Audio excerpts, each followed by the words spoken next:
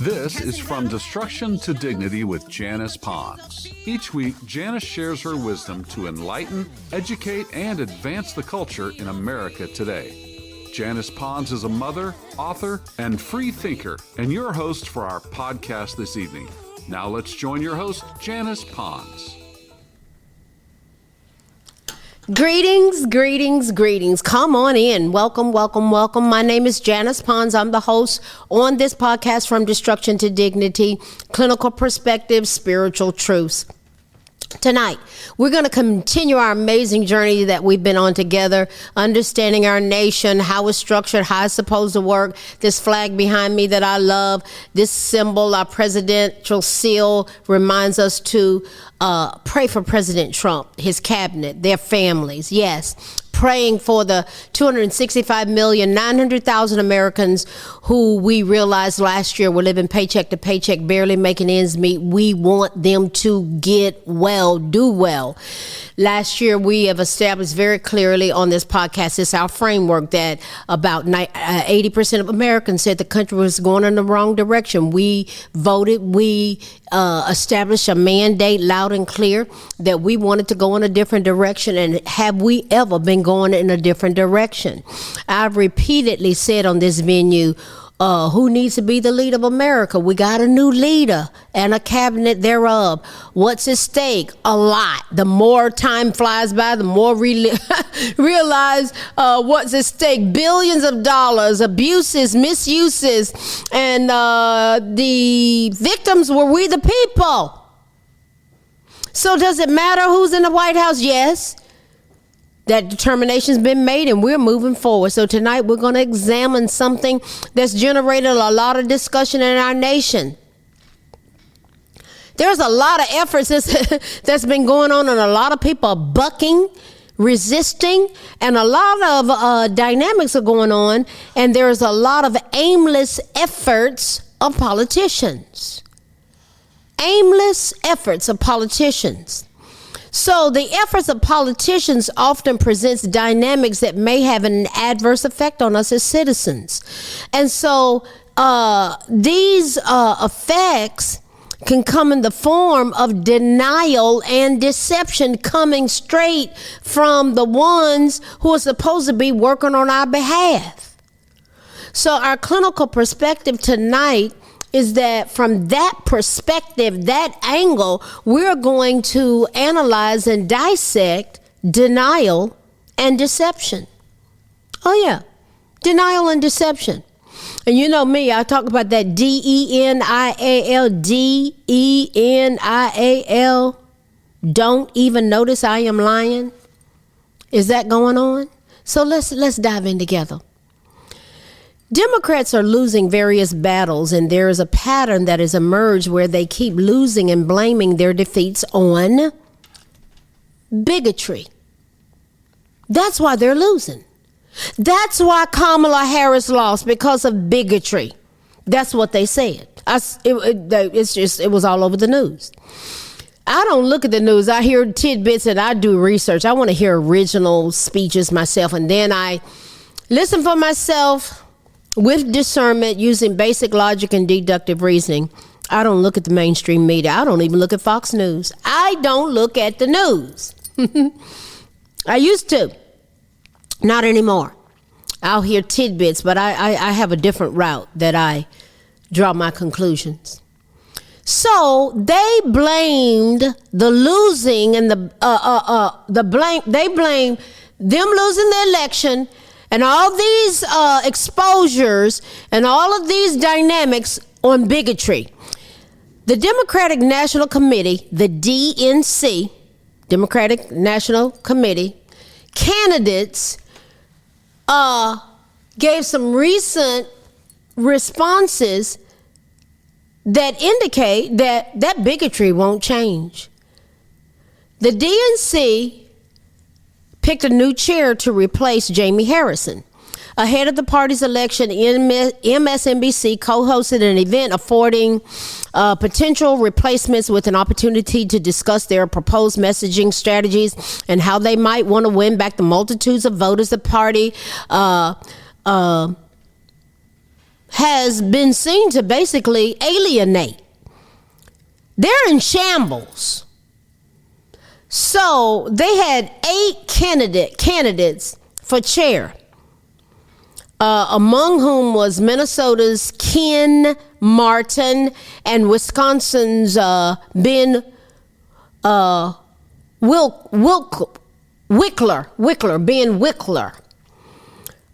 They were front runners.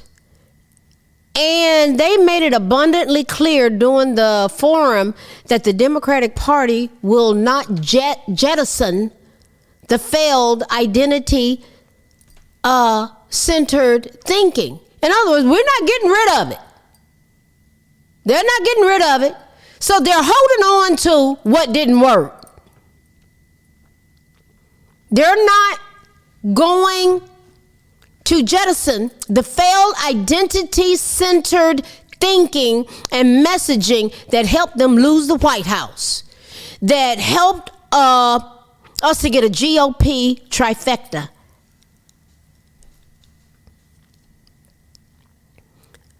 White House, both chambers of the U.S. Congress were won because of this mindset that they've been locked into. They're simply not going to get rid of it. So key leaders put questions to the candidates and they asked, how many of you believe that racism and misogyny played a role in Vice President Kamala Harris's defeat? All of them raised their hands. And this is what the response was. That's good. You all pass. From a key leader who then stated as though it were a fact that President Donald Trump consistently employed racist and misogynistic rhetoric on the campaign trail. He dealt with policies. And people voted accordingly. It's about policies, guys. And they were the ones that kept bringing up about racism and misogyny. Oh, do y'all remember Barack Obama lambasting black men who are not going to vote for Kamala? Blaming racism and misogyny may have been an easy way to account for Harris's relative unpopularity. However, doing so deterred Democrats from addressing issues actually driving voters away, such as their candidates' radicalism, Harris's positional weakness on important matters such as the cost of living, the fallout of open border policies and crime, and her she could not get off of focusing on attacking Trump.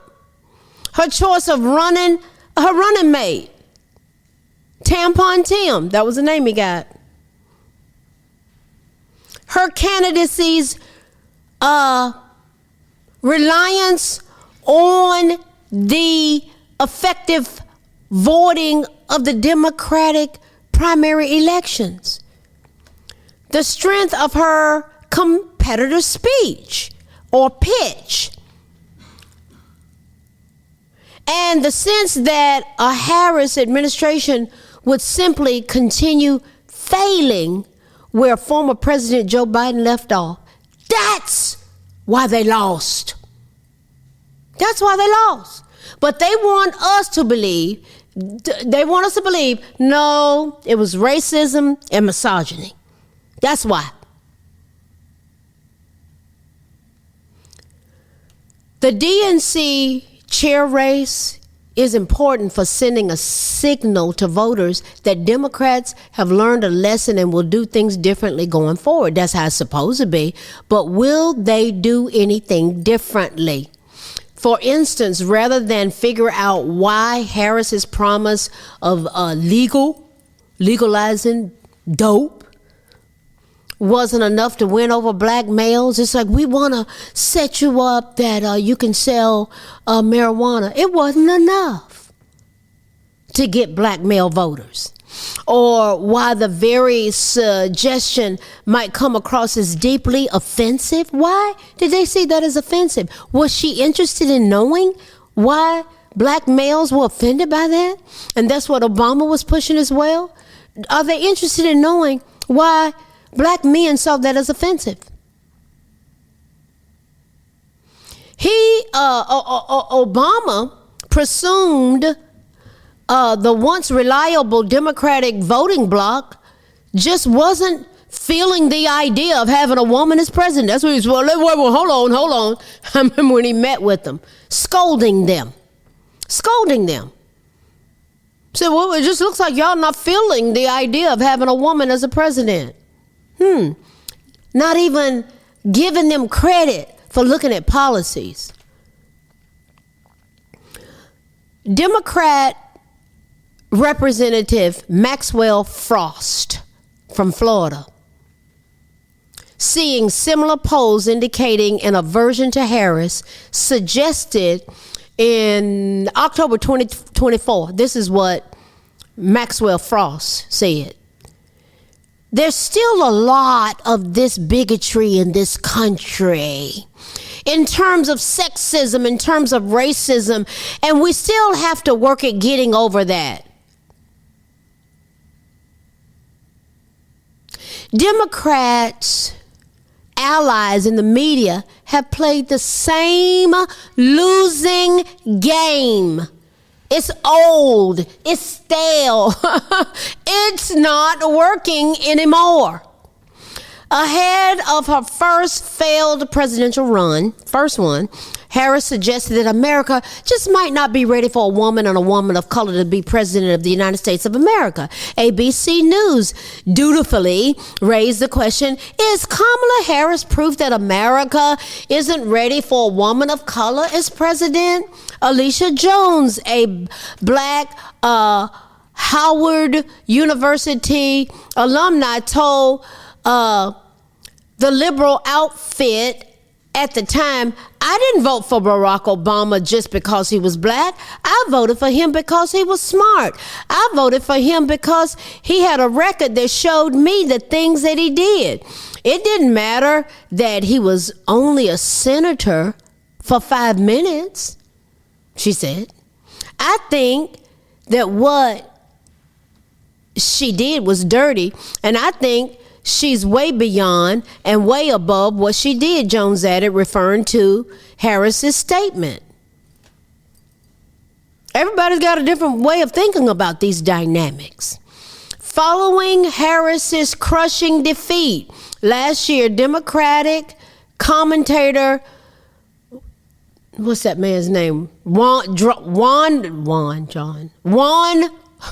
he trips me out. Juan Williams, Mr. Williams said, he just trips me out, man. Whoo, he grates on you. I don't give him my attention, but this is something he said. I was reading it. He says, I'm not sold on this idea that it was the cost of eggs. I worry that it was, well, I'm not voting for this woman, or I'm not voting for this black woman, said Williams. People are tired of that old mantra. They are. Black folk tired of it. White folk tired of it. Hispanics are tired of it. Americans are tired of it. Williams, a fellow panelist, pointed out, see, this is why I don't look at the news, is these kind of dynamics. I don't need them whispering into my ear. I don't want to hear it. I don't expose myself to certain toxicities. Williams' fellow panelists pointed out that the identity-centered explanation for Harris's loss was undercut by various factors, including, get this. These people are something else. Trump's simultaneous drop in support among whites and increase in support among black men and Hispanics, and by black male voters, stated reasons for ditching Democrats. They did, okay, it was simultaneously. That was happening hand in hand. Disputing German economist Isabella Weber's assertion that, this is what she asserted, many working Americans felt that Democrats had abandoned them with respect to their pocketbook struggles and ended up casting a ballot for Trump. And that is the truth. Because the two driving issues that determined the election was illegal immigration and the economy. And Kamala Harris, conversely, was promoting the LGBTQ platform and agenda and a woman's right to dismember, burn, and liquefy her offspring that was in her body. That's what was driving her campaign. And saying that Trump was going to destroy Black America. While we were paying for the housing, food, health care, free daycare in some cases, free money card for illegal immigrants, of which 13,099 had been convicted. That means found guilty of kidnapping and homicide.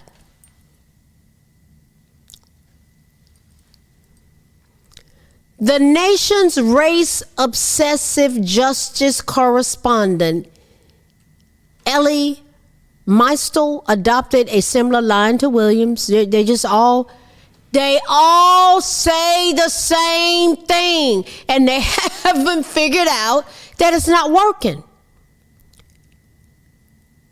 This is what she claimed. She claimed that Harris's loss was not the economy, stupid. Trump ran on pure, unadulterated white identity politics and hate, and white hot hate won. She's a liar from the pit of hell. She's a liar. See, this is what they push. And for many, y'all have seen this. Some have become delusional. Their values and their belief systems are so entrenched that they have a delusional set that has entrenched into their minds.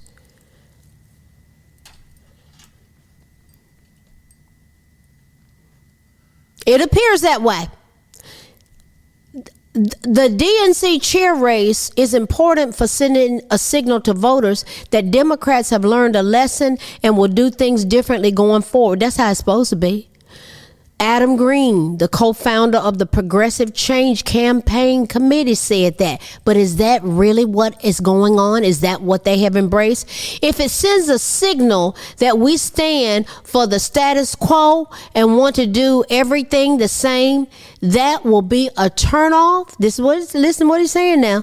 It's going to be a turnoff both to the Democratic base and to swing voters who want to see that Democrats are doing something different. And you know, in the way it's been going since President Trump has been inaugurated is that they are digging their heels in, and it's not getting any better. That's why the poll showed it 27% of them were viewed in a positive light. That's not good.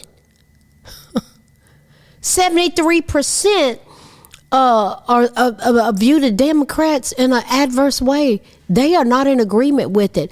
By the candidates' show of hands, it appears that Democrats are keen to keep attributing past and future losses not to remediating their messaging and policy issues, but to imagined bigotry. Don Lemon, let me deal with him.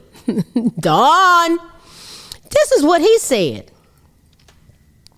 He says, I don't think that you can be black and be a rational MAGA person. MAGA, make America great again. A rational MAGA person. I don't think you can be black and be a rational MAGA person. See, this is what he's telling us. And see, the more people hear these types of things, they're going, you know what? You're not going to tell me what I think. I love this country. It doesn't have to do with black or white. It has to do with America and our posterity and forming a more perfect union, which simply means us flowing together as one.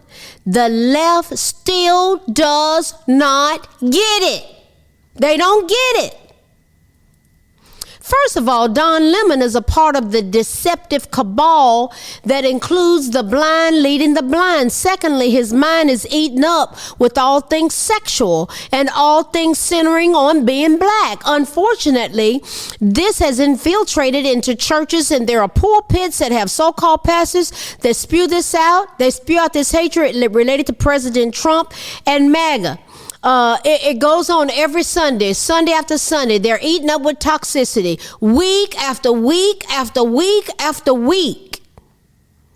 So from Don Lemon to far too many pulpit platforms, some people, they're just deceived, they're manipulated, and they are controlled. And they'll show up in these churches and they're hooping and hollering and thinking God got something to do with it.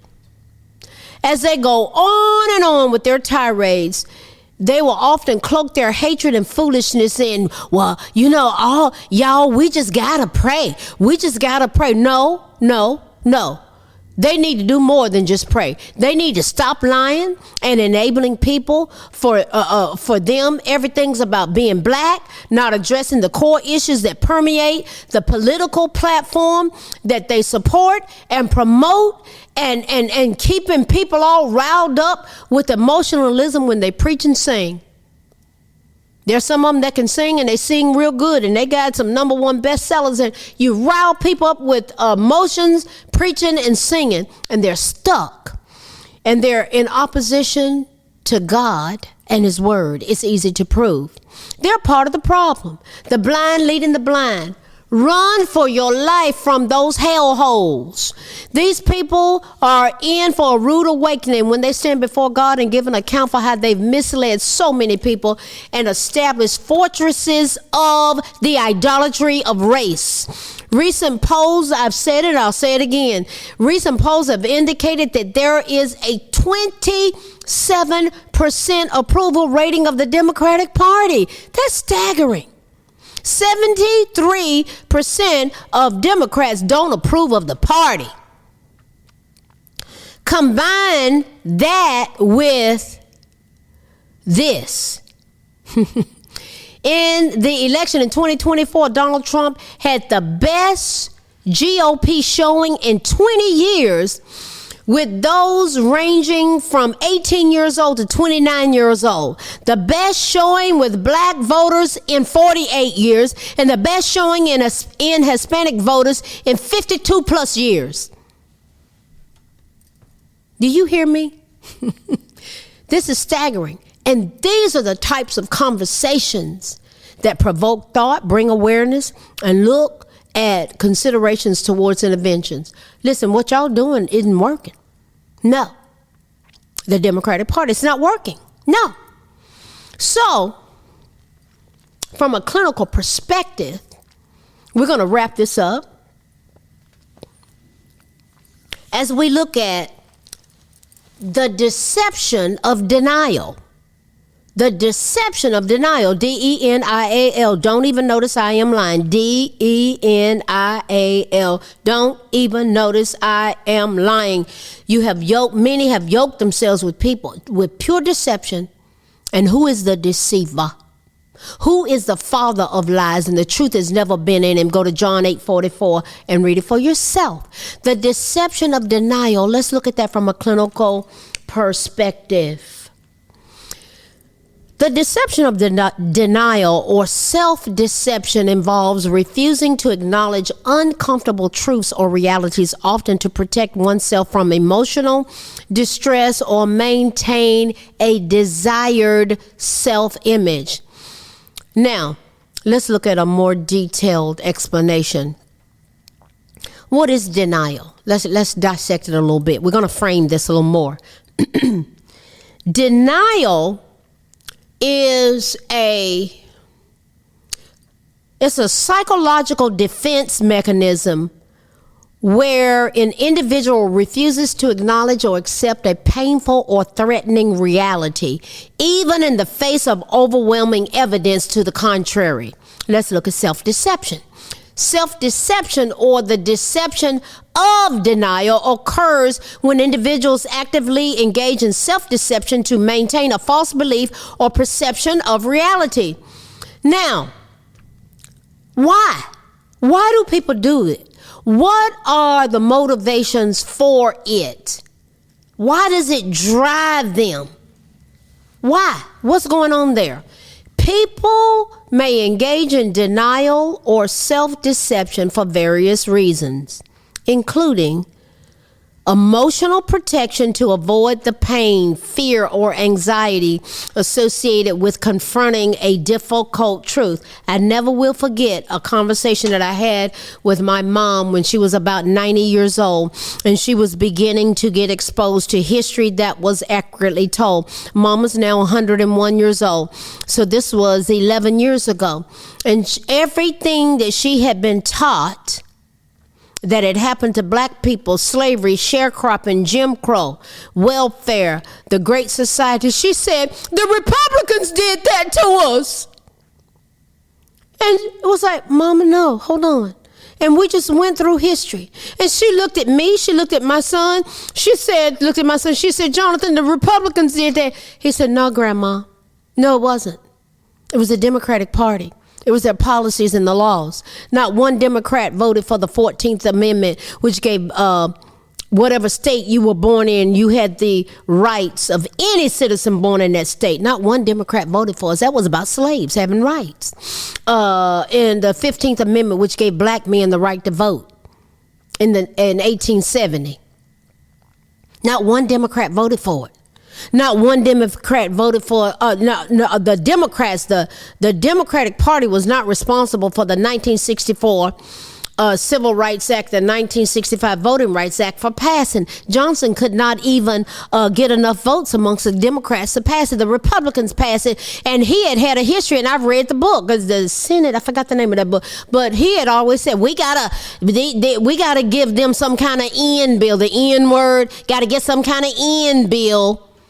They're getting, we got to give them something.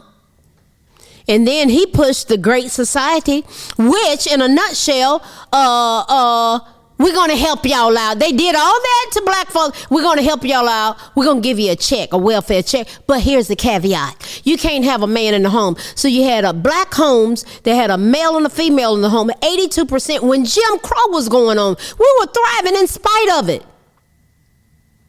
And now, I think the number, it had gotten up to 77%. I think it's about 70 or 72% now of black babies are born to single moms. True story. True story. So we're going to help you out. We're going to give you a check and a piece of cheese for us to help you out. But you got to give us your vote. I remember they said that black women, a couple of years ago, they were saying, black women are the backbone of the Democratic Party. Well, you lost. You lost last year in 2024. Let's keep going. So what are people holding on to with this deception? See, they've lied. They pushed that lie. We're for you. No, they're not. They're not.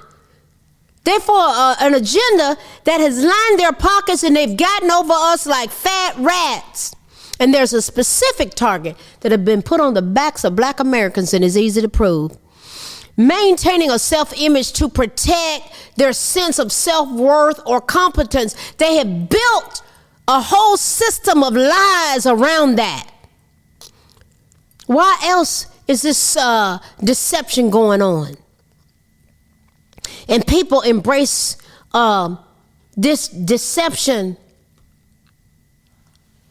to maintain a self-image, to protect their sense of self-worth or competence. Listen, they have fed us a whole lie, and there's a whole culture built around this. And then what they did, they came and hijacked, added on all this inclusion stuff on the whole black, and even had the nerve to say, gay is the new black. Are you kidding me? That was hit stone to black folk. You see what's going on? Here's another dynamic. Social pressure. What's going on with that? To conform to group norms or avoid conflict. You gotta think, all black people gotta think alike. All Gemma, you gotta think like we think, child. We gotta all stick together. Why? Because we black. That's what I was taught. And if you don't, you end up in conflict just because you think differently. And if you become a Christian conservative constitutionalist, you're going to be in conflict. Why else are these dynamics going on? Ideological beliefs. They're ideologies. These beliefs are entrenched. If you couple slavery and whipping and all of that, slavery, sharecropping, Jim Crow, welfare, but we gonna help you. And then they don't even care about you now. They replace black folk with illegal immigrants. That's why they were bringing them in here. And we'll give you a check. Oh yeah, this is true, guys. What are these ideological beliefs about? To uphold deeply held beliefs or values even when they are contradicted by evidence.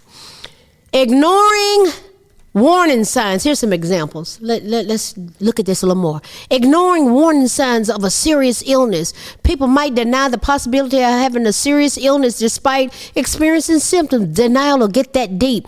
Refusing to acknowledge a relationship problem. A person might deny that there's a problem in their relationship, even when it's obvious to others. Walking away with a black eye, walking away after getting big, you know, it'll be all right. He just I upset him. Come on.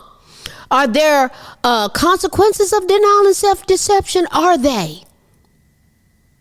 People lost their lives because of it. Denial and self-deception can have negative consequences, including stunted personal growth by refusing to confront reality. It becomes delusional. Individuals may prevent themselves from learning and growing. Damaged relationships. Denial can lead to misunderstandings and conflicts in relationships. Poor decision making. By ignoring the truth, individuals may make decisions that are harmful to themselves or others. You can have social problems. Ideological denialism can stand in the way of good public policy. That's what we've been dealing with. What is the root cause of deception, guys? The root cause of deception often stems from a desire to gain an advantage, avoid negative consequences, or protect oneself or others. It's driven by factors like self-interest, fear, or a need for control. Now, let's look at this. But this is so important. This is a core of what's going on in the souls of people that are around us in our families. We're surrounded by this dynamic that has tried to destroy our nation. What are some motivations of a deception?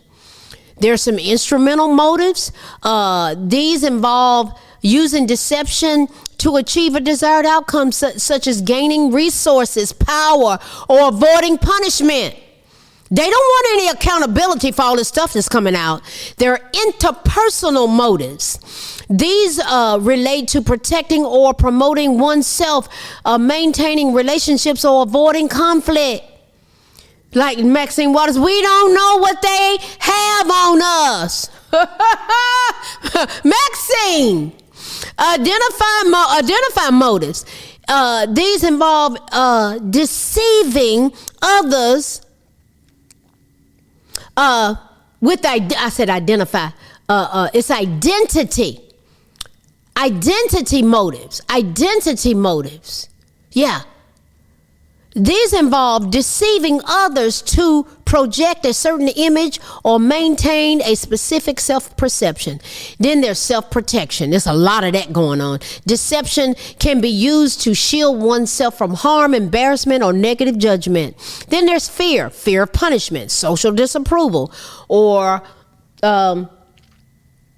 loss of control can lead to individuals to deceive others. They have majorly deceived us in this nation. Then there's a need for control. Some individuals may resort to deception to manipulate situations or maintain a sense of power. There are types of deception, such as lying, deliberately making false statements to mislead others. They've lied to us. Types of deception, they cover up, concealing information or actions to avoid detection or accountability. Then there's self-deception, distorting reality or beliefs to protect oneself from uncomfortable truths or feelings. This stuff is rampant, guys. Then there are psychological factors where it gets into personality traits. Certain personality traits such as high levels of narcissism. It can be associated with a greater tendency towards deception. People that are dealing with a narcissistic personality disorder or narcissistic traits. There's a lot of deception that goes on there. I've seen it in churches. I've seen it in organizations. It happens. It happens. And when you're confronted with it, it's like, wow. Okay, here we go. And you have to decide what you're going to do with it. Then there's cognitive biases. Cognitive biases such as confirmation biases or the availability